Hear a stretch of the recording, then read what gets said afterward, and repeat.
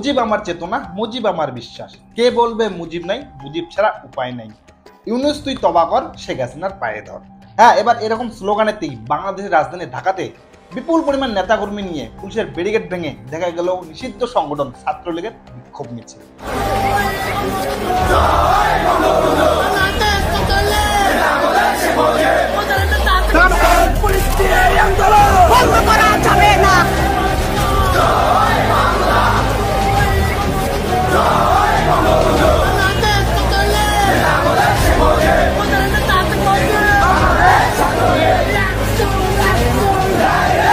হ্যাঁ, আওয়ামী লীগের নিষিদ্ধের পর যত সময় যাচ্ছে ততই যেন তারা বেপরোয়া হয়ে উঠছে।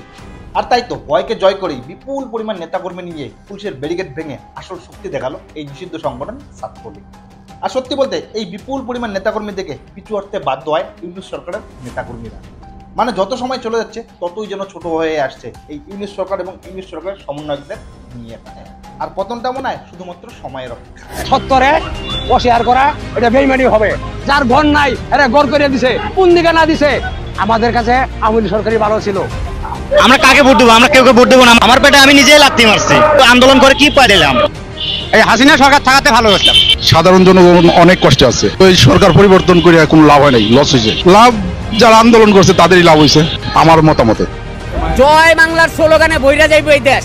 সুষ্ঠু নির্বাচন যদি দেয় আওয়ামী লীগ 100তে 100 আইব। আওয়ামী লীগের ঠেকানোর লোক আল্লাহ ছাড়া কেউই নাই। তবে কি বাংলাদেশ সত্যি আরো একবার স্বাধীনতা চলছে? হ্যাঁ, যেভাবে বাংলাদেশে আওয়ামী লীগ আরো একবার মাথা চারা দিয়ে উঠেছে তা দেখে তো তাই মনে হচ্ছে। শুধু দেশের মাটিতে নয়, বিদেশের মাটিতেও এই ইউনূস সরকারের বিরুদ্ধে দেখানো হচ্ছে বিক্ষোভ।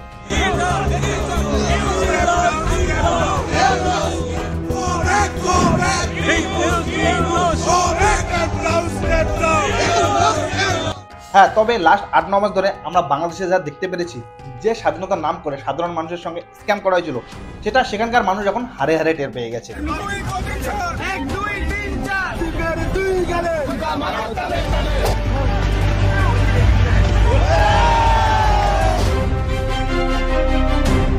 এই সরকারের হাতে আমার দেশের ভৌগোলিক অখণ্ডতা নিরাপদ নয়। হ্যাঁ, শেখ হাসিনা চলে যাওয়ার পরেই দেশে তো না ছিল কোনো প্রশাসন, না ছিল কোনো আইন ব্যবস্থা।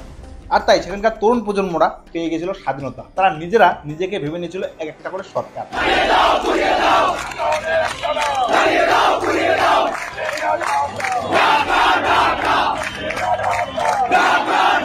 তবে কি শেষ হতে চলছে সেই টেম্পোরারি সরকারের টেম্পোরারি স্বাধীনতা?